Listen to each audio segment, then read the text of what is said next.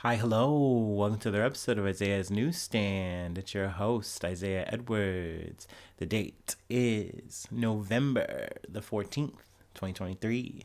Hopefully, this episode finds you well in good spirits and high hopes. As for me, I'm doing real good. Today was a good day. We've been working steady. It's crazy because, like, in this time of the year right now, I'm working so hard that like I fill up my little, trash compactor, and like on average I wind up with like about an hour of like free time because there's just nothing else for me to do once the crusher is full. I'm Oscar the Grouch and I'm just chilling in the trash at that point. So I'm trying to find ways to like kill time, easy. But weirdly, what's just kind of been happening is I'm just, chopping it up with the maintenance guys, just chilling, listening to old people's stories and shit like that. It is a good vibe. I'm enjoying it. But yeah, hopefully we just kind of can keep up this grind. I know I'm definitely due for at least some weekend overtime shifts, and probably gonna be working like Black Friday, all that kind of stuff. So I'm happy to make a little bit more shmoney. Lord knows I need it. Let's see here. Thinking food corner. No, there really wasn't any food corner. I will say I made a Mexican little beef and rice bowl, and I'm deciding to like use more of that like shaved beef that I had from the Philly. So I'm adding that into like a couple of dishes and stuff and seeing how that tastes, and it's been pretty good. Also, I made a homemade twister in honor of KFC bringing back the twisters. So I was like, all right, I'm not gonna go and pay for that right now. I'm not in the mood. So yeah, I went and just made my own. It was really tasty, really yummy. Though I will say, like, I think to do a twister justice, I need to get like more vegetables. I need to get like some more tomato and maybe a couple other things, little key ingredients.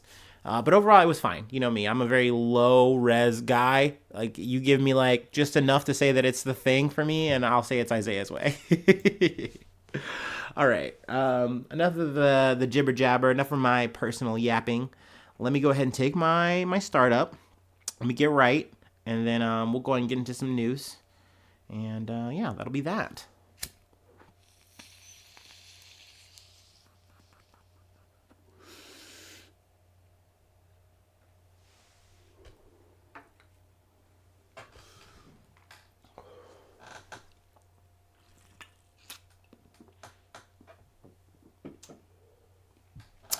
Alrighty, Rune.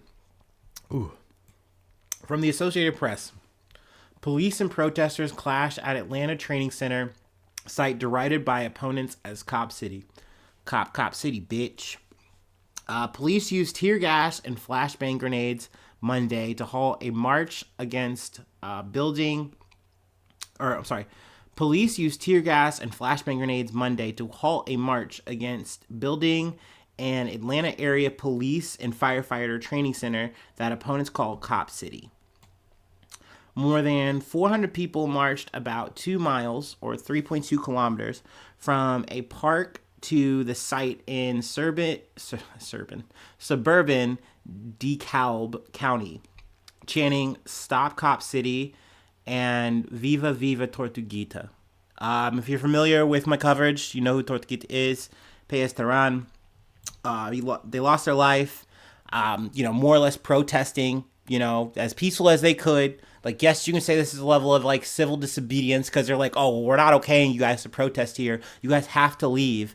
But I mean, essentially, for them saying no, we're not going to leave. We're going to keep fighting this because this wooded area in this city, this is a rare thing. This is something that is very precious, and we need to fight for it. We don't need a fucking cop training facility, cop and firefighting, sure. But, like, you guys don't need to get, like, these RoboCop level training exercises here in this, like, overgrown fucking training facility. You just don't need it. Like, take that shit somewhere fucking else. But they're like, no, we gotta have it, and you guys are in the fucking way. So, in the situation of Tortuguita, they're saying, according to them, that they shot him. Officially last month, prosecutors dropped the charges saying like, oh, well, they were just doing what they were supposed to do in the line of fucking duty. Ugh, okay, whatever. Fuck you, man. It's very upsetting because I also read in this article that, the parents, they read the autopsy, they got the autopsy report back, and essentially it did not describe what the police were describing. Essentially, the police said, oh, he was shooting at us from the tent. We were fearing for our lives. Our guy took a shot, da da da da. But like, according to the autopsy, he was shot with his hands up. So like, what the fuck is that, man? Like, come on, man. Like, that bothers me to no fucking end, man. But yeah, I essentially, they have dubbed these protesters more or less as Antifa. They've been pushing this narrative. I mean, this has been going on for about 2 years. But they've just really have ratcheted this up. And essentially, for the crime of civil disobedience, throwing some rocks at construction, bringing gardening tools to a protest, they are essentially saying, oh, this is my favorite part. They brought gas masks and they brought like potential like chemical suits, to protect against tear gas, because they just know what these cops are about to be on. But because they did that, they're like, oh, these guys are prepared, they're weaponized, they're violent, and because they brought this tear gas, it totally not only justifies the use of us using it, but also justifies us just cracking skulls and just being like heavy with them, because look at how they're doing it. It's so weird to me for them to just like have the audacity to like hop on a podium and say this shit to like the public. Like, brother, the only thing you guys have them on is the fact that it's like, we said you could not protest here, you have to leave. That's it. And also, like I said, they were throwing rocks at construction, like from trees and shit. But it's like, you're gassing them out and then they're running away and you're tracking them down and arresting them. Not to mention, they've gone the extra mile of like rounding up like 60 some odd fucking people, I think 61, people who are either involved in protesting or like people who are bondsmen. And they're like, oh, well, because you're doing your little thing over here, you're aiding and abetting like Antifa type, organization, domestic terrorism type shit. So we're going to lock you up as well. Like, come on, dude. Like, militant anarchist is what they said. Like, that's fucking ridiculous to me, man. That's like SS type shit, man. I hate this shit. It makes me so sad. It breaks my fucking heart. So yeah, Viva Tortuguita. Because God damn it, man. And fuck Cop City. Let me move along. I'm heating up. Streets are heating up. Let's talk about that. From CNN. Massive fire that closed Interstate 10 in Los Angeles was intentionally set, governor says. I can't imagine lighting a fucking highway on fire, dude. I mean, full disclosure, as a kid, I was a little bit of a firebug. I would do this thing where I was taking a shit, being a kid, taking a shit, bored as fuck. I had maybe if there's any Zoomers out there listening, you don't understand. But like, before cell phones, before you could text your buddies, go on Facebook, go on 3 other social media sites and like do whatever the fuck else you wanted to do, you were just in your bathroom taking a doo-doo and you were just chilling and just vibes. But for me as a kid, I was really bored, right? So, when there was power outages or whatever, there'd be a candle in the room. The bathroom's like a key area, right? So they had a candle. Also, we would keep matches, and I knew the matches. We had like a little set of matches in the bathroom. So, as a kid, this would be one of my little pastimes. I would light match, get like a piece of tissue paper, and like burn it. And because I was like, the way my bathroom was set up, I guess the average, apartment bathroom is very, very small, very compact. So I can easily just toss this like paper, into this toilet paper into the sink. It'd be fine. Easy peasy lemon squeezy. One time though, I almost dropped it into like the wastebasket because I just wasn't putting 2 and 2 together. Boy math is really bad. So I light this thing up and I freak out because it touches my fingertips. I'm like, oh my God. And so I just throw it hard as I can so it doesn't hit the waste bin, and it hits the sink, light it, and I, douse it. We're good to go. I stopped that. I grew up that day. So I can't imagine the motherfuckers who like evolve into like full on arsonists and go, oh, time for me to burn. That shit's scary. That shit's real intense. Like, because when you get to that level, essentially you're moving around like you're a serial killer. You know what I mean? And it's almost like you have that intention. Like, I've heard some, testimonials of people like, I wanted to see fire. I wanted to see it live and breathe, and I wanted to see it eat as much as it could. And it's like, you realize what you're saying is eating, like, potentially is killing people, right? Like, that's not, like, okay. You're over here, like, running around causing brush fires and shit, brother. That's wild. So, anyway, let's get into this. Sorry, that was a tangent. The massive fire that forced the indefinite closure of parts of Interstate 10, a major traffic artery in Los Angeles, was set intentionally. California Governor Gavin Newsom said Monday. When I initially heard this shit over the weekend or whatever, I was like, oh, this is probably like, another climate change situation, another hot day in California or something, even though I know it's like actually cooler right now. I think it's like 50 degrees over there. But a preliminary investigation found there was malice intent, Newsom said at a news conference, adding it was done and set intentionally. So yeah, that's definitely very scary because I haven't heard now that like they've tracked down anybody, they have any leads. They're very mum on that right now. At this point, they're kind of just dealing with the aftermath, really just checking on the structure of the highway and then just trying to do what they can to get it open again. Which is a big deal. It's definitely like, this is like they said, it's a major, thoroughfare, or artery is probably a better word there. Yeah. So this being closed off and people having to be rerouted is like, yo, like, how am I gonna get to work on time? How am I gonna how's my day gonna go now? So it's definitely very relevant. It's very big news in that regard. And definitely scary because like I said, this guy's just out and about. Maybe they'll do it again. Let's see. I wanted to add that they had an issue with some of like the items that were stored under the highway, which I was like, I never thought about that. Like people just, and maybe this is just me being in the Midwest. Like, I mean, we have some highways, but they're not as extensive as the I-10. But let's see here. Apparently there was like a bunch of wood. There was like other flammable materials and cars filled with gas, just chilling under the interstate. And I guess that when pressed about it, they're like, well, we're trying to figure, like, they asked, Gruesome Gavin, like, hey, what's up with that? What's going on here? They're like, well, we're trying to figure that out. We're investigating that. And, essentially they said, well, all of this, like, land under the highway is leased to someone, like, is owned by someone, and they're leasing it out. And, it looks like we've been trying to lean on these people, or lean on the owners to, like, to, get all this shit out of here, but they haven't been compliant, is more or less his excuse at the moment. But at the same time, it's like, it sounds like almost like a sweep under the rug situation. I don't know who exactly this owner is leasing all the shit out to or whatever. But that being said, like, if clearly you have like a tinderbox situation and you're just like saying, hey, we know this is bad, you should get on this and sort this all out, mister, or, ma'am. And, they don't, like, that is kind of a shared problem here. Like, it's the owner's problem, and it's also on the state as well, I would feel. So, maybe there's some accountability to be talked about in that regard. But hopefully they get the highway up and running sooner than later. And then also I hope they find out who did this, if this was intentional. Because, like I said, man, arson's no fucking joke. These firebugs are scary as fuck. Like, it's one thing just to like fire, have an appreciation, a healthy respect.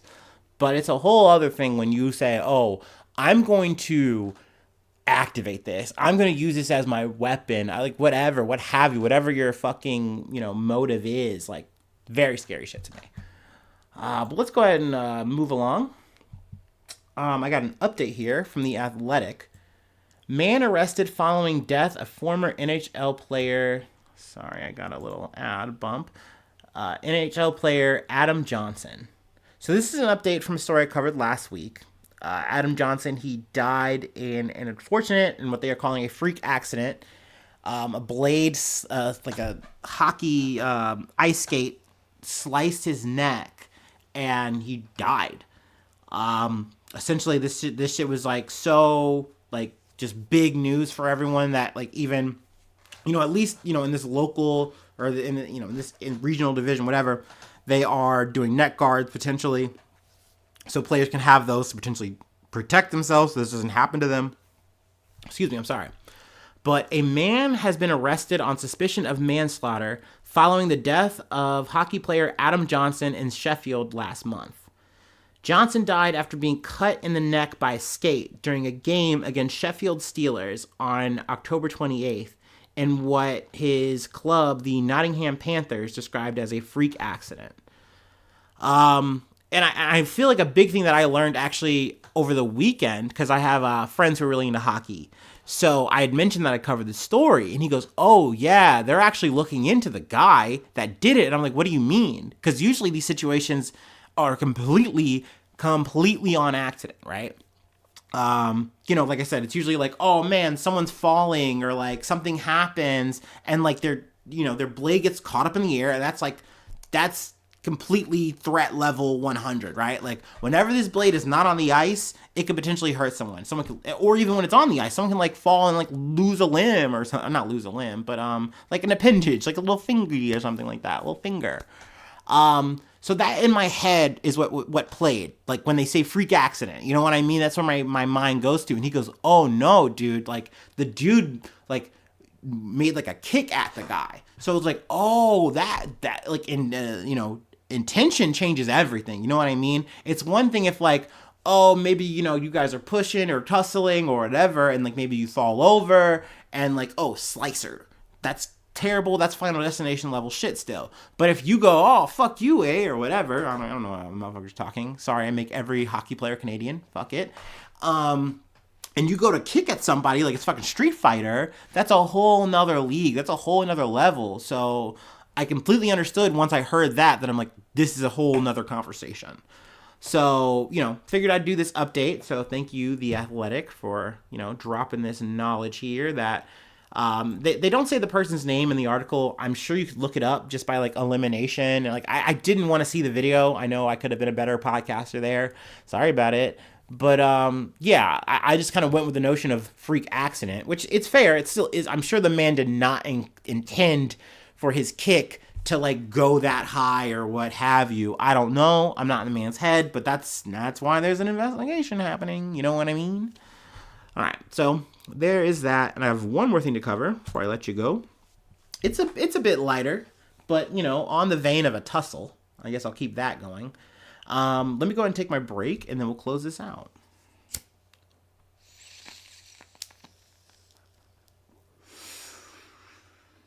Yeah.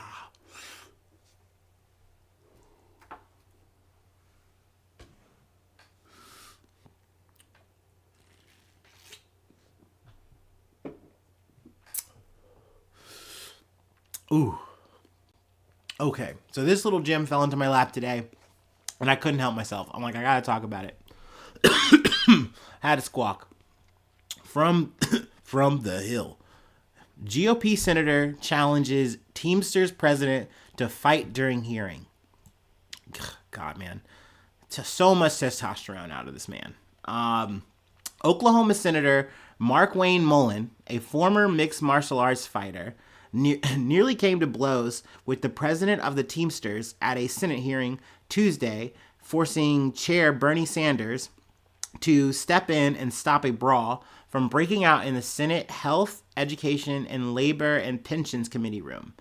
Mullin challenged International Brotherhood of Teamsters General President Sean O'Brien to a fight on the spot after the senator read aloud O'Brien's tweets calling him out as a clown and a fraud. Clearly he's proving the fucking clown part right here, brother. Like, you just turned into full Pagliacci on the beat. Why? Like, because this man was using his Twitter fingers against you? Like, and let me read it. Let me quote this man. Sir, this is a time, this is a place. You want to run your mouth? We can be two consenting adults. We can finish it here, Mullin said from a hearing dais. Okay, that's fine. Perfect, O'Brien said. You want to do it now, Mullin asked? Stand your butt up then. You stand your butt up, O'Brien retorted, prompting Mullin, who is 46 years old, to stand up from his chair as if he was preparing to spring into the middle of the hearing room to trade blows with the Teamster. At this point, Sanders tried to take control of the hearing to stop an impromptu cage match from breaking out. You know what? I gotta give it to Sanders. The most effective work he's done all month. I mean, at least he's not him doing a middle of the road take between, Palestinians and Israelis, Hey, glad he's actually banging his gavel and doing something here. Saying it with his chest. At least he tried. Hold it. No. Sit down. You're a U.S. state senator. Sit down. Sanders yelled while banging the gavel to restore order in the room. This is a hearing. God knows the American people have had enough contempt for Congress. Let's not, Sanders fumed, but before being cut off by more bellicose crosstalk between Mullin and O'Brien. Mullin then tried to challenge the Teamster official to a real cage match, with the proceeds going to charity. But Sanders grabbed the mic to interrupt his Republican colleague. Excuse me, hold it, Senator Mullin. I have the mic. If you have questions on any economic issues, anything that was said, go for it. We're not here to talk about physical abuse, Sanders said. The purpose of the hearing, which was called for by Sanders, was to show how unions are improving the lives of working families. On that, we completely fucking agree. I am happy to see that. And honestly, I will give O'Brien so much credit because at the end of the day, I know why fucking O'Brien is using his Twitter account. I know why he's calling out these motherfuckers because essentially this motherfucker is an asshole CEO who, that's part of his fucking little hustle. He's also a goddamn senator on the side, making sure his shit is nice and greased and going the way it's supposed to. So of course he's not going to like unions. So essentially this dude's calling him out. He called him a greedy CEO. They had a little bit of a, Twitter tuffle. And this dude wanted to make it a reality. He wanted to put his fucking bones on the table. And it's like, brother, this is supposed to be a place of decorum. And he's acting like because, Senator O'Brien didn't, stand up that he won the fight. He beat him in the marketplace of ideals finally with his big rock hard body or something. I don't know, bro. But it's O'Brien calls it out in the middle of their fucking little, spatter. It's dude, you're carrying on like you're a high school bully. What are you doing? Essentially he's like, dude, you want to fight? We can go out and talk for coffee if you want. There's just no need for this.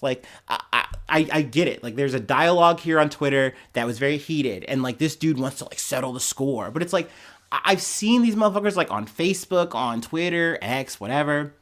It's whenever I see the conversation go here, I always laugh at the guy and say, dude, you've already lost then. You've already lost. Don't you get it? We're no longer talking about the point anymore. You're not trying to debate me. You're not trying to use words now. You're trying to fight me. You're trying to use your fists because you can't use your mouth. It's over, bro. Your diplomacy points are lacking, bro. Just call it a day.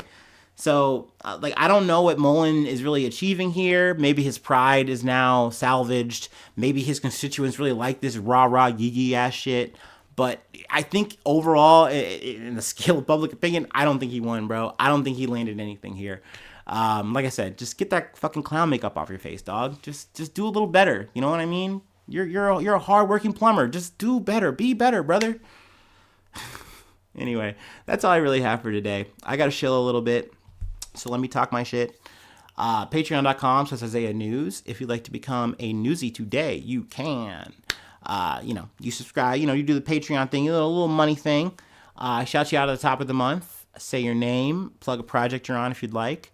And then let's see here, free ways to hit me up, IsaiahNews1@gmail.com. You can find me on all the socials if you want to ring-a-ding-ding me. Please don't debate me. I don't like doing that shit for free. So keep it positive. You know what I mean? If you really dislike me, you can go to the YouTube, subscribe, then unsubscribe. I don't know, do your thing. If you really want to keep up, hit the bell, and then you can thumbs up or thumbs down whatever episode you'd like. That's the best way to hit me up. Otherwise, if you're going to debate me, if you want to use your Twitter fingers against me, I'm going to paywall. I'm going to donut you. There's a strong chance I will. I know. My ego's going crazy, but it's just not worth my time. Unless it's constructive or something useful, maybe then we'll have a little dialogue. I love that. Because, hey, I can be wrong. I was literally thinking about this today. I had the dumbass drunken argument about a thing. And I realized, hey, I do feel passionately about this X thing. And I went tit for tat with a person, I'm over here doing my great debate shit like I'm fucking Denzel Washington. And I realized, I might be wrong here. You know what I mean? But hey, that's growth. So there you go. That's all I have. Thank you so much for tuning in. Thank you so much for being a friend. And hopefully I see you soon for some more good news. I love ya. Bye-bye. Mwah.